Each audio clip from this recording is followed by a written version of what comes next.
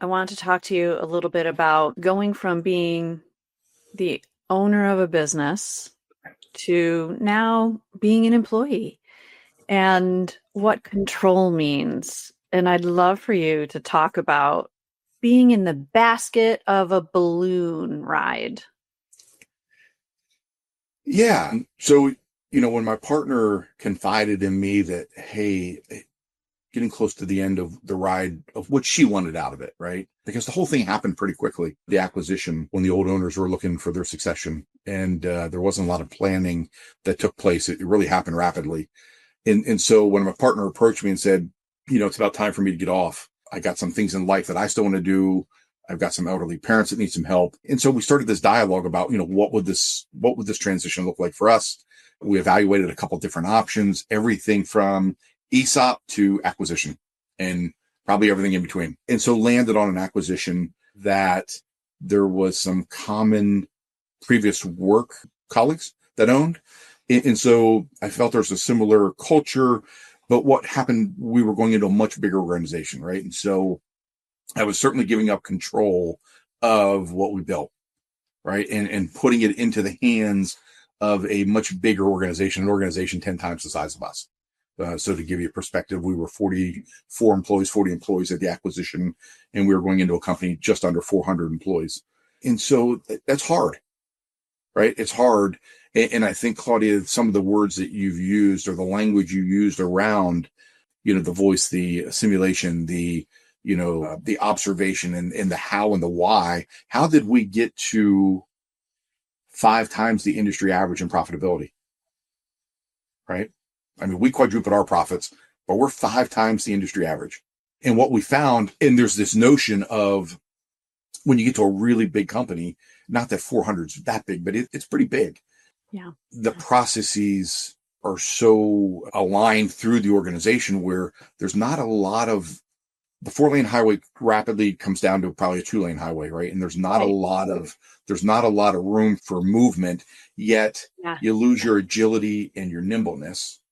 Right. As an organization scales, it tends to have more formal systems and processes that nimbleness, that ability to say, just go do stuff. It becomes harder to do that. It really does, right? And the best intentions are there. Sure. But at the same time, we see the pace slow down, right? And it's slowing down. A lot of system and process approvals. Yes, right. And so, but I will give the CEO credit where, he's recognizing we've grown so fast, right? Mm-hmm. This organization that acquired us has tripled their volume in the last 10 years. And so when you get to that scale, it's a lot, right? And he's big right now with his leadership team. He had us all together recently of going, we need to keep inspiring our people, not legislating to them, right? He's like, I want to get I want to get the legislation out of the business, right? And I want to inspire, because when you inspire people back to the way we were doing it, great things happen, right? And you can still have process. You can still have process. And expectations. But there's got to be some autonomy in there to say and to challenge, because the answer to every problem is in headcount, right? And so as the organization grows, it's really quick to say, we just need more people. We need more people. We need more people. And what we're seeing and what we're asking and the voice we want to come with is the process might have worked here, right? But when we doubled and then doubled again, the process might not be the right process anymore. And you've got to be willing to ask yourself those hard questions, right? And so, and it doesn't mean that the value in what somebody created was wrong.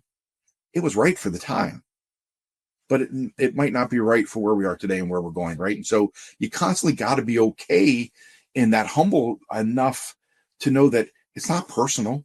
Like, this is not an attack on somebody's person or who they are and their thinking.